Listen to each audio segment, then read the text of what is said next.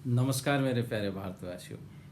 कल अपन नए भारत के निर्माण की बात कर रहे थे और उसमें अपन चर्चा कर रहे थे कि आपके साथ मैं एक ऐसा प्रोजेक्ट शेयर करने वाला हूँ जिस प्रोजेक्ट से इस देश की दिशा और दशा इतनी ऊंचाइयों पे चली जाएगी कि हम और आप कल्पना भी नहीं कर पाएंगे कि क्या ऐसा भी हो सकता है क्या।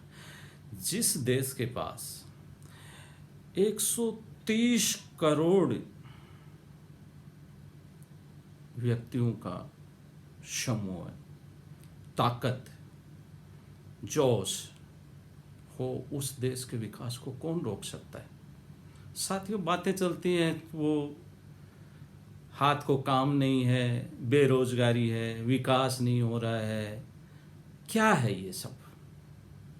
अरे जब विकास की इतनी संभावनाएं पड़ी हैं उसके बाद बेरोजगार क्यों है, मेरे आज तक समझ में नहीं आया। दोस्तों, हिंदुस्तान का अगर अपन क्षेत्रफल देखें और पॉपुलेशन देखें तो प्रति व्यक्ति 0.2528 के आसपास से प्रति व्यक्ति पर हेक्टर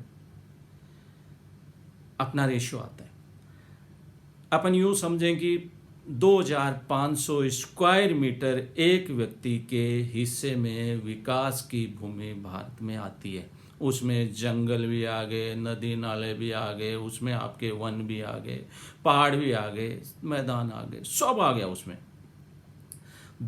2500 स्क्वायर मीटर के विकास के लिए एक आदमी अपने पास है, उस देश का विकास कौन रोक सकता है। इस जन समूह को अगर आप विकास में लगा दोगे तो ये दुनिया में हिंदुस्तान को एक नंबर पे लाने में समय नहीं लगेगा। दोस्तों, अब अपन कल बात कर रहे थे कि जिस प्रोजेक्ट पे अपन बात करना चाह रहे हैं उसमें जल एक बहुत बड़ी समस्या है, उसी पे अपन आगे बढ़ना चाह रहे थे। हिंदुस्तान के पास मैंने आपसे बात मेरी शेयर की थी कि मैं इस बात को बहुत ही डिफरेंट रूप में लेता हूँ कि पानी की समस्या है नहीं। मैंने आपसे बात की थी मैनेजमेंट की समस्या, और जिस देश के पास इतना मानव पावर हो, मैन पावर हो, जिसके पास 2500 वर्ग मीटर जमीन है सिर्फ एक आदमी को डेवलप करने के लिए, उसको अगर अपना बिना फावड़े के हाथों से रेत की मुट्ठी भर भर के भी डेवलप करें तो हिंदुस्तान का डेवलपमेंट हो जाएगा। उसके बाद कहते हैं डेवलपमेंट नहीं हो रहा, क्योंकि मैनेजमेंट की कमी है। लोगों को दिशा नहीं मिल रही है, बैठे हैं उनको पता ही नहीं है कि विकास कैसे होता है। ये एक सामूहिक प्रयास है।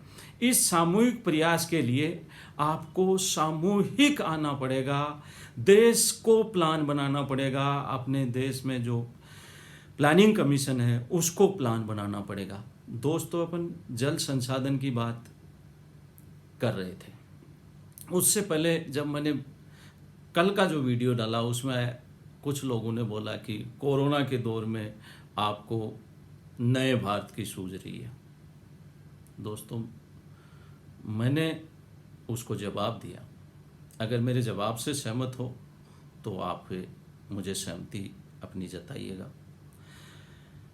मैंने कहा, एक बंदा बाहर बहुत तूफान चल रहा था और खिड़की दरवाजे बज रहे थे और उसकी धुन के साथ अपनी धुन मिला के एक गायकार गा रहा था।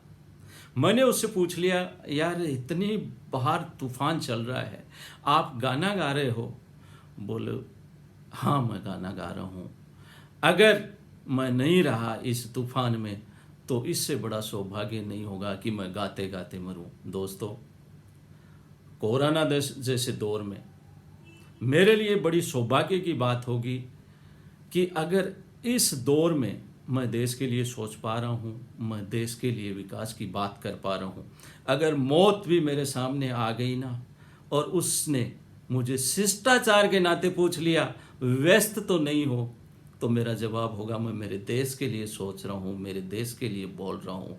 तो शायद वो भी मेरे सिरहाने से वापस चली जाएगी, कहेगी आप देश के लिए काम कीजिए, अभी आपका वक्त आया नहीं। दोस्तों, देश के लिए सोचिए, बुरे दौर आते हैं, चले जाते हैं। अपन बात कर रहे थे पानी की समस्या को लेके, इस बात को आगे बढ़ाएंगे और इसके बेहतर मैनेजमेंट के लिए अपन इस प्रोजेक्ट पे जो मैं बात कर रहा हूँ कि जो भारत के विकास का, नए भारत के दौर का एक प्रोजेक्ट होगा, और होगा, निश्चित रूप से होगा। अगर आपने विश्वास से ये ठान लिया कि होगा, तो वो होके रहेगा, चाहे वो आपकी सरकार करे और चाहे वो आपको करना पड़े। आपकी सरकार है, आपका हक है, वो करेगी, ज़रूर करेगी दोस्तों।